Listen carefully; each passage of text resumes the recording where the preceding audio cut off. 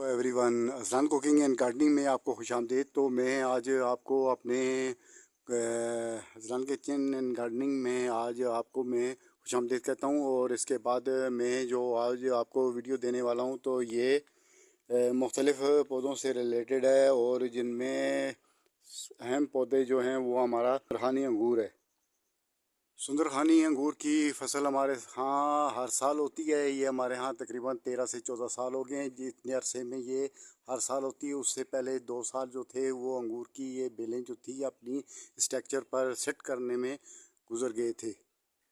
उसके बाद बाकी टाइम में जो है इसमें फ्लावरिंग शुरू हो गई थी। फ्लावरिंग तो उससे पहले ही शुरू थी, लेकिन वो क्योंकि ऐसे दरबदर ही था, वो बेलें जो थी वो स्ट्रक्चर के ऊपर पूरी तरह कवर नहीं कर पाई थी। अभी थोड़ा थोड़ा शुरू थी, तकरीबन 20 से 30% स्ट्रक्चर को उन्होंने कवर किया था। तो फ्रूटिंग तो उस वक्त भी इसकी शुरू थी, लेकिन ये हुआ कि वक्त इसकी इतनी जिस तरह से मैं चाह रहा था, जैसे मेरा प्रोग्राम बना हुआ था उस हिसाब से, क्योंकि स्ट्रक्चर तो मैंने पूरा 50 बाई 60 का मैंने स्ट्रक्चर जो था वो पहले से बना रखा था।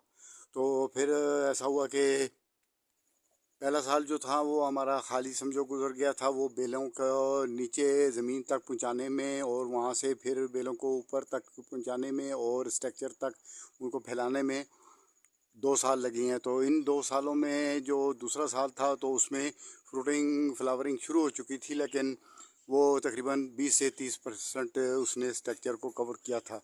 उसके बाद इसने सारा कवर कर लिया तीसरे साल में। तो कवर तो इसने कर लिया था, लेकिन क्योंकि हम लोग को उस वक्त गार्डनिंग हमारी चल पड़ी थी और अंगूर की बेलें भी चल पड़ी थी, तो तीसरे साल उन्होंने तकरीबन आधा हमारा आधा स्ट्रक्चर उन्होंने कवर कर लिया था। और चौथे और पाँचवें साल इसने पूरे एरिए को कवर कर लिया था। लेकिन ये है कि फ्रूटिंग तो इसकी दूसरे साल शुरू हो चुकी थी।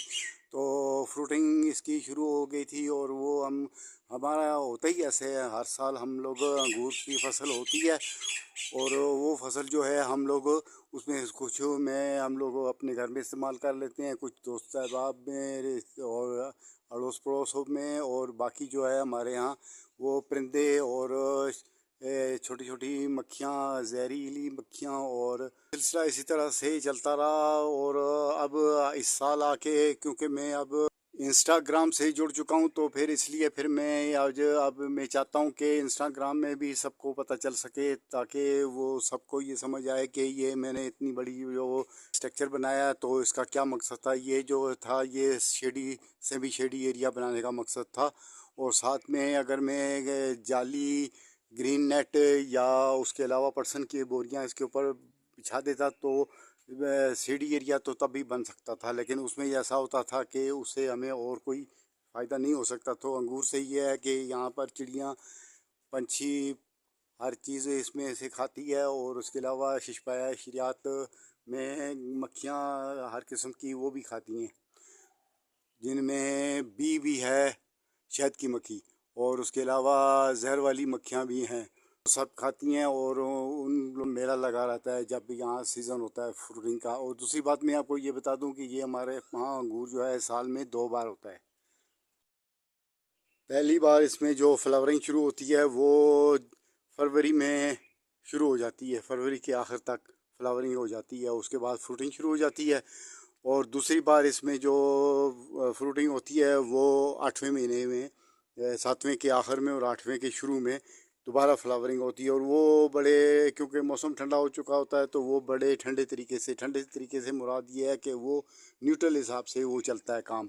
तो वो बड़े आराम आराम से, ये तो फास्ट चलती है ना, जून में इसने फाइनल देना होता है, जून जुलाई में, तो वो जो है वो फास्ट न्यूट्रल चलती है।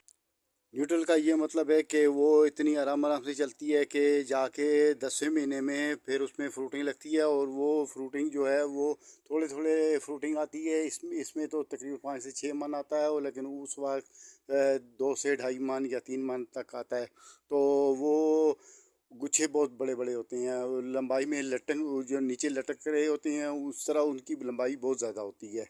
यानी कि आजकल जो गुच्छे लग रही हैं इनकी लंबाई 1.5 से 2 फुट तक है, तो वो उस वक्त जो लगते हैं वो 2.5 से 3 फुट तक भी लंबे गुच्छे होते हैं।